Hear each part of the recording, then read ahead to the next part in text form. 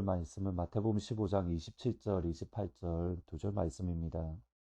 여자가 이르되 주여 올소이다마는 개들도 제 주인의 상에서 떨어지는 부스러기를 먹나이다 하니 이에 예수께서 대답하여 이르시되 여자여 내 믿음이 크도다 내 소원대로 되리라 하시니 그때로부터 그의 딸이 나으니라. 예전 중국 스탄성의 강진으로 인해서 7만 명 이상의 사망자가 있었습니다. 지진으로 모든 것이 무너졌던 곳에 소방대원들이 출동을 해서 구조 작업을 했었습니다. 그리고 그 가운데 한 시신을 발견을 했는데 붉은 진흙벽돌 무더기를 걷어내자 남자아이는 이곳에 그리고 엄마와 딸아이는 다른 곳에서 발견이 되었습니다. 엄마와 딸아이를 보면 엄마가 딸아이를 감싸 안고 있었던 겁니다. 아마도 그 정황을 보면 저녁 식사를 하던 가운데에 지진이 일어났고 딸아이를 구하려다가 그렇게 딸아이를 안은 채 사망을 했던 것으로 보입니다. 이렇듯 부모님, 특별히 엄마의 자녀를 향한 사랑은 어떻게 말로 표현할 수가 없습니다. 그리고 예수님은 우리의 믿음, 예수님을 믿는 믿음을 엄마의 자녀를 향한 사랑으로 연결짓고 있는 것을 보게 됩니다. 예루살렘에서 올라온 바리새인들과 서기관들의 논쟁 직후에 예수님은 두로와 시돈이라는 곳으로 올라가셨습니다. 본문 21절에 보시면 예수께서 거기서 나가사 두로와 시돈 지방으로 들어가시니 두로와 시돈으로 들어가신 것을 저희들이 쉽게 넘어갈 수가 있지만 이방인의 땅으로 나아가신 중요한 사건입니다. 이방인에게 하나님 나라의 복음을 전파하신 경우가 사실 이미 이전에도 있었습니다. 예를 들어서 8장에서 백부장의 하인을 고쳐주셨던 사건입니다. 백부장을 바라보면서 이스라엘 중에 이만한 믿음을 본 적이 없다라고 말씀하실 정도로 이방인이었던 백부장의 믿음은 정말 특별했습니다.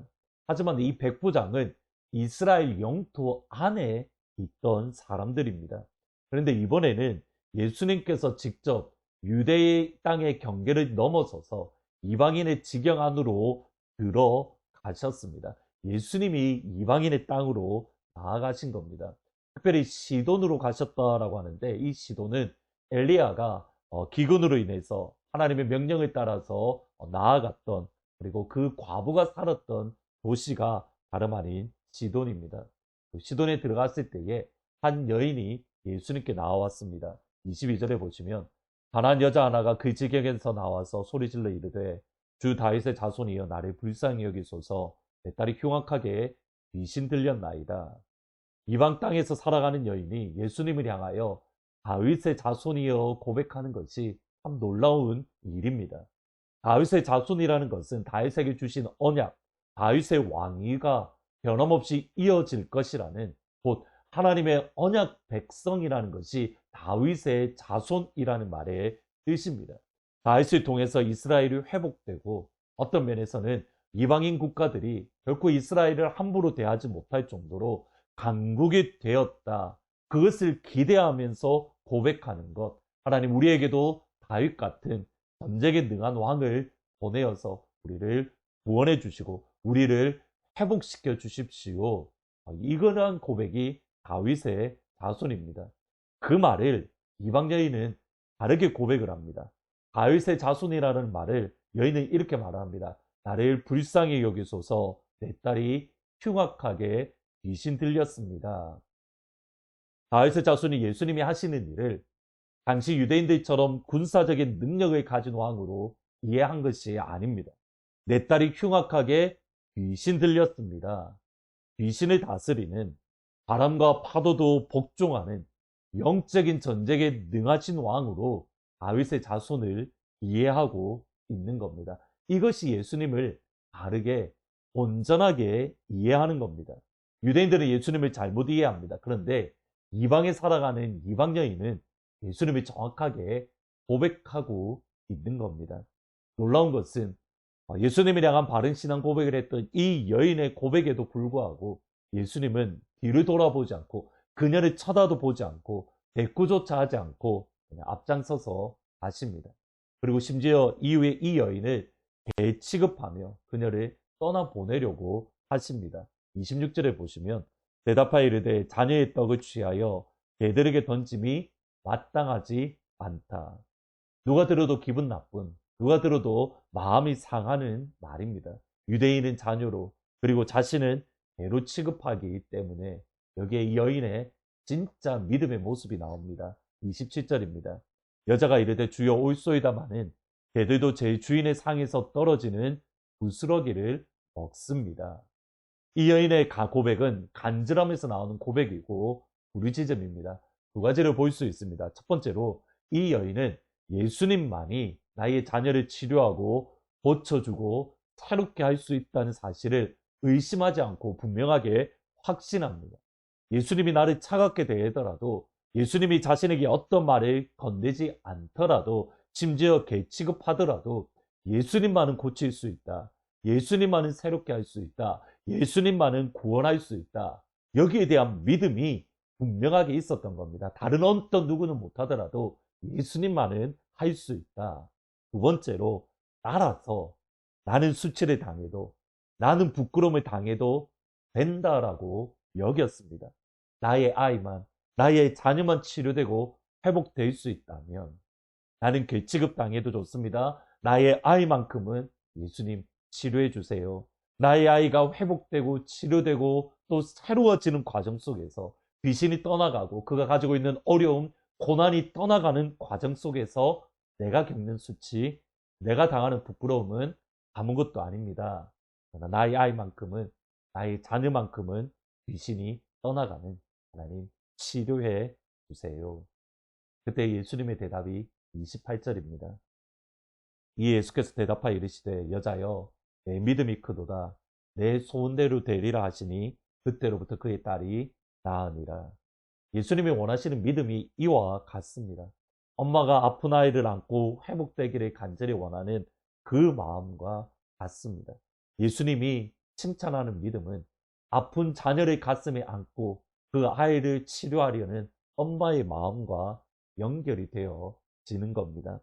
오늘 기도하실 때에 이것을 위해서 모두 다 어머니의 마음으로 함께 기도하면 좋을 것 같습니다. 계속적으로 에스베리 유니버시티에서 일어났던 그런 부흥의 소식들이 들립니다. 더 놀라운 것은 이제 대학생들을 넘어서 중학생들, 고등학생들 가운데에도 부흥의 소식이 들린다라는 사실입니다. 저희 질문은 이겁니다. 여러분의 자녀들을 위해서 어느 정도 부흥을 기대하고 또 소원하고 계십니까? 가나안 여인처럼 나는 개 취급 당해도 좋습니다. 나의 아이만큼은 치료시켜 주시고 나의 아이만큼은 회복시켜 주세요. 그 마음으로 하나님 앞에 나아가 기도하고 계십니까? 그 과정 속에서 예수님이 차갑게 대하셨던 것처럼, 때로는 예수님이 짐승 개 취급하셨던 것처럼 그 순간에도 여러분 주님 앞에 나아가 하나님 우리의 아이만큼은, 이 아이만큼은 예수님의 보혈을 경험하게 하시고 이 아이만큼은 예수님의 살아계심을, 하나님의 붙드심을 경험하게 해주세요. 여러분 그 마음으로 기도해야 되는 겁니다.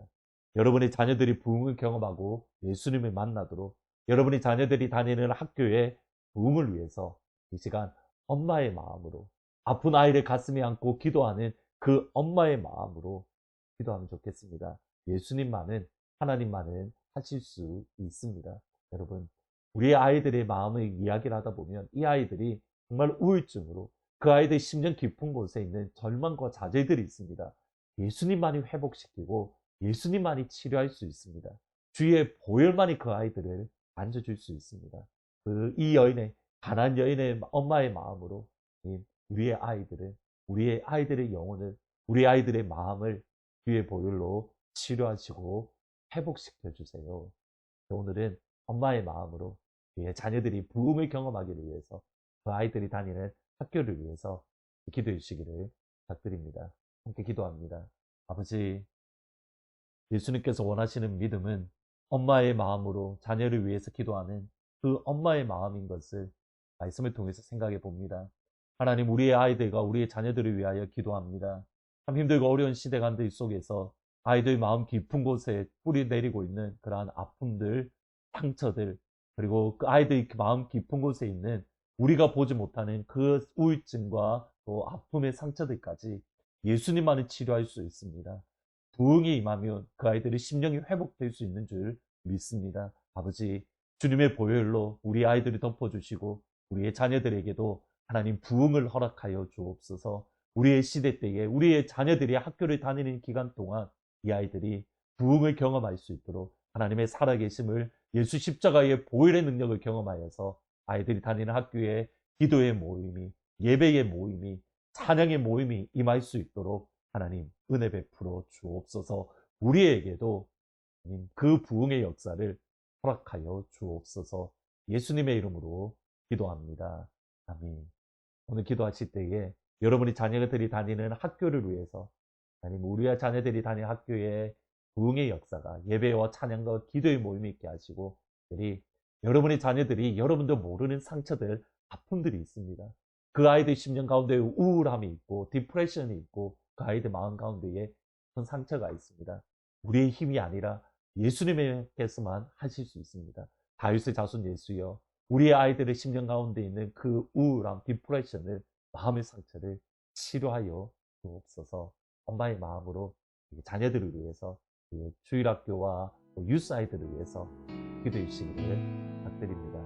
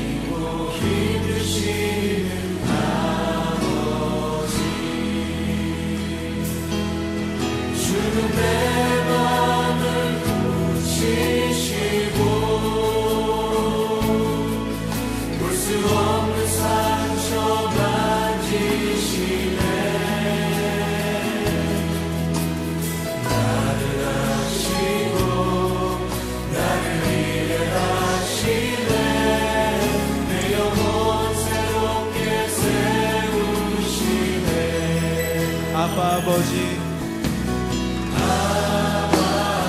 나의 영혼을 주께 부탁드립니다.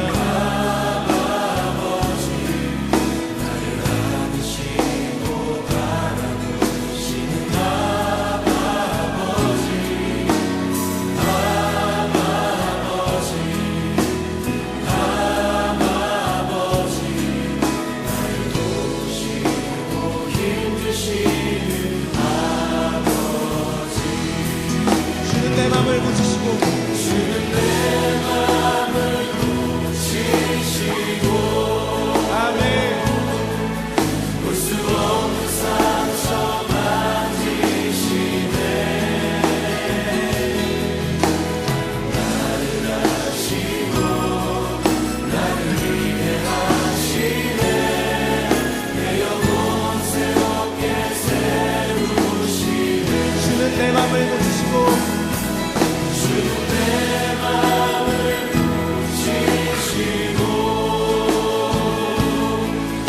볼 수 없는 상처 만지시네.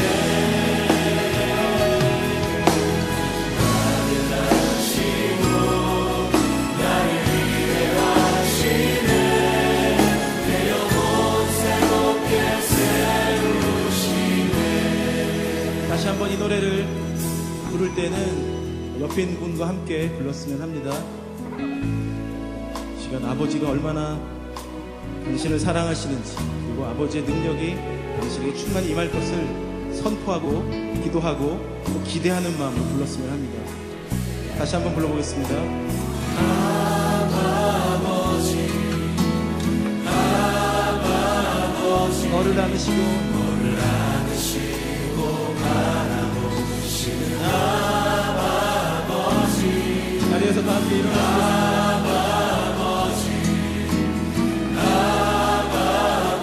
너를 도우시고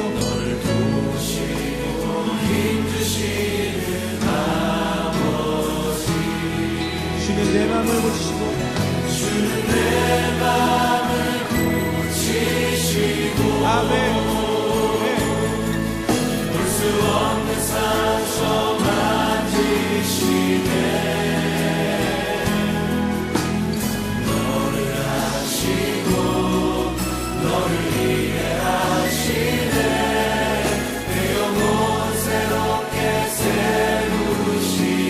믿음으로 주는 내 마음을 고치시고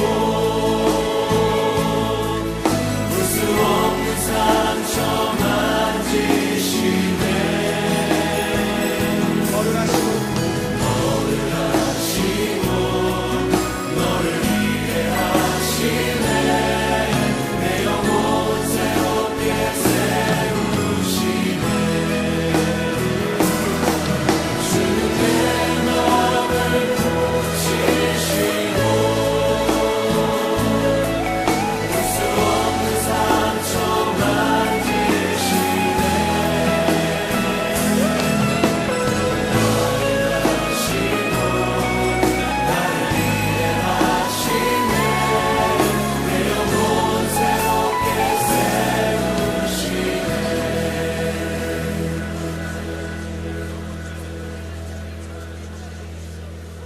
영광과 존귀로만 쓰신 우리 주님이 우리의 아빠 되심을 인하여 감사하며 찬양합니다. 아버지, 이분의 삶 안에, 이 형제님과 자매님의 삶 안에 다른 어떤 은혜가 아닌 우리 주님의 능력과 영광이 남은 삶을 이끌어 주시옵소서. 사랑하고 축복하며 예수님의 이름으로 기도합니다.